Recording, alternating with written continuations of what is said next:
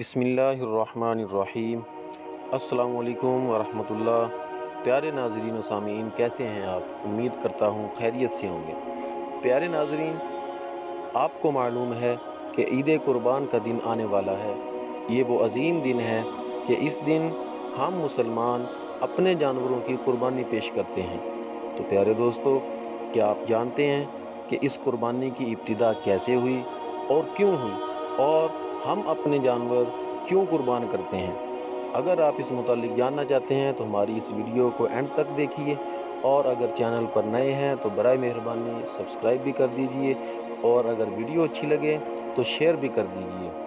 تو پیارے ناظرین، قربانی کی ابتدا تب سے ہے جب سے اس دنیا میں انسانیت کی ابتدا ہوئی۔ جس وقت سے حضرت آدم علیہ السلام اس دنیا میں تشریف لائے ہیں، تب سے ہی یہ طریقہ رہا ہے کہ کسی حلال جانور کو اللہ تعالیٰ کا قرب حاصل کرنے کے لیے ذبح کیا جاتا تھا۔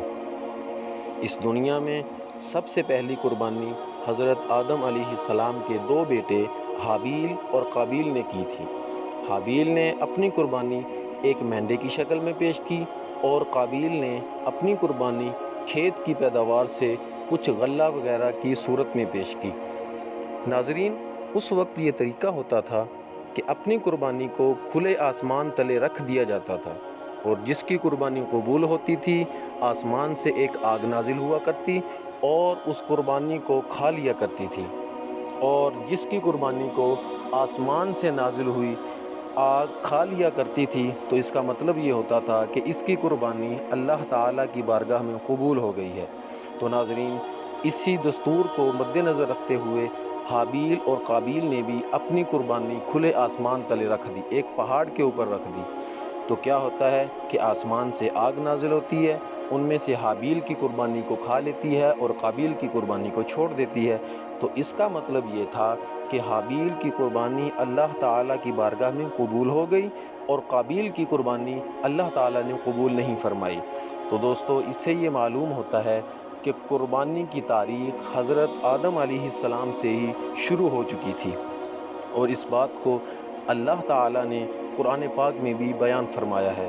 چنانچہ اللہ تعالیٰ قرآن پاک میں ارشاد فرماتا ہے: اعوذ باللہ من الشیطان الرجیم، بسم اللہ الرحمن الرحیم، کہ وَاتْلُ عَلَيْهِمْ نَبَأَ ابْنَيْ آدَمَ بِالْحَقِّ إِذْ قَرَّبَا قُرْبَانًا فَتُقُبِّلَ مِنْ أَحَدِهِمَا وَلَمْ يُتَقَبَّلْ مِنَ الْآخَرِ۔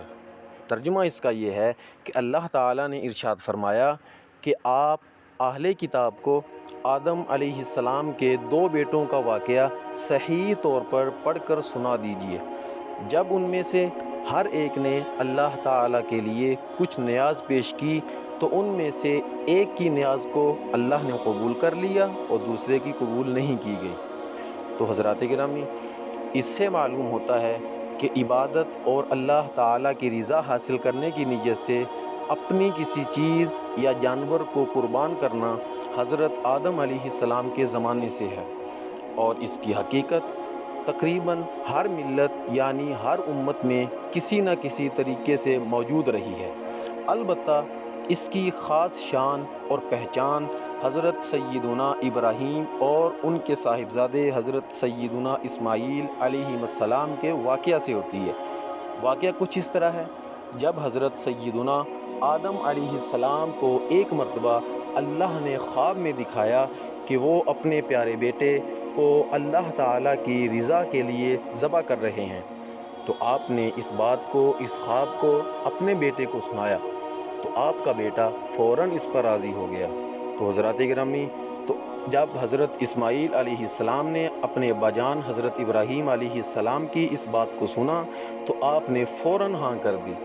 تو حضرات، آپ اس بات پر حیران ہو رہے ہوں گے کہ ایک اللہ کے نبی یہ کیسے ممکن ہے کہ انہوں نے ایک خواب کی بنیاد پر اپنے بیٹے کو ذبح کرنے کے لیے تیار ہو گئے۔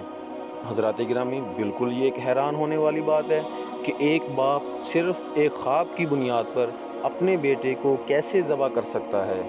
تو پیارے ناظرین، اس میں بالکل حیران ہونے والی کوئی بات نہیں ہے۔ پتہ ہے کیوں؟ وہ اس لیے کہ حضرت آدم علیہ السلام اللہ تعالیٰ کے پیارے نبی اور اللہ تعالیٰ کے خلیل ہیں۔ اور دوستو آپ جانتے ہیں خلیل عربی میں دوست کو کہتے ہیں۔ اس کا مطلب یہ ہوا کہ حضرت ابراہیم علیہ السلام اللہ تعالیٰ کے خلیل یعنی دوست تھے۔ اور ایک اور بات یاد رکھیے کہ انبیاء علیہ السلام کو اللہ تعالیٰ جو خواب میں بھی حکم دیتا ہے وہ سچا ہوا کرتا ہے، یعنی انبیاء علیہ السلام کے خواب سچے ہوا کرتے ہیں۔ تو لہٰذا حضرت ابراہیم علیہ السلام نے اسی بنیاد پر خواب میں جو اپنے بیٹے کو ذبح کرتے ہوئے دیکھا تھا تو انہوں نے اس کو حقیقت کا روپ بھی دے دیا۔ تو ناظرین، حضرت ابراہیم علیہ السلام نے اللہ تعالیٰ کے اس حکم کو پورا کرنے کے لیے اپنے صاحبزادے حضرت سیدنا اسماعیل علیہ السلام کو اللہ کی رضا کے لیے ذبح کرنے کے لیے تشریف لے گئے۔ تو ناظرین، وہ الگ بات ہے کہ اللہ تعالیٰ کو اپنے خلیل کی یہ ادا اتنی پسند آئی کہ اللہ تعالیٰ نے آسمان سے جنت سے ایک مینڈے کو نازل کیا جو حضرت اسماعیل علیہ السلام کی جگہ پر لٹا دیا گیا، اور حضرت ابراہیم علیہ السلام نے اس مینڈے کو ذبح کر دیا۔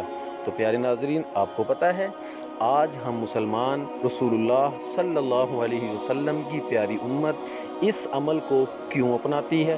اور بلکہ خود حضور علیہ الصلاۃ والسلام نے بھی اللہ کی رضا کے لیے اسی طرح قربانی پیش فرمائی تھی۔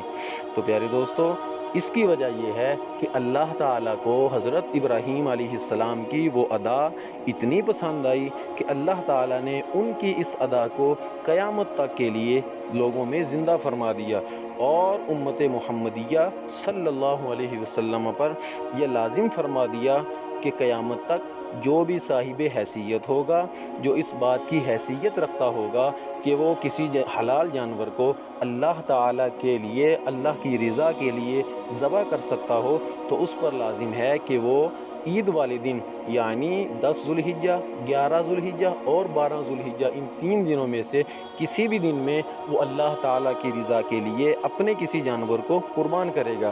تو پیارے دوستو، آج بھی اسی کی یادگار کے طور پر امت محمدیہ صلی اللہ علیہ وسلم میں سے صاحب مال لوگ اور صاحب حیثیت لوگ ہر سال اللہ تعالیٰ کی رضا کے لیے سنت ابراہیم علیہ السلام پر عمل کرتے ہوئے اپنے جانوروں کی قربانی پیش کرتے ہیں۔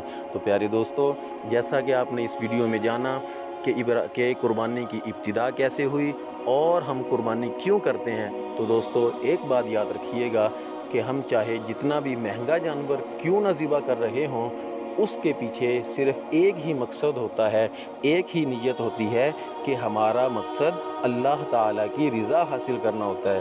تو امید کرتا ہوں آپ کو میری یہ ویڈیو بہت پسند آئی ہوگی۔ بہت شکریہ۔ اللہ حافظ۔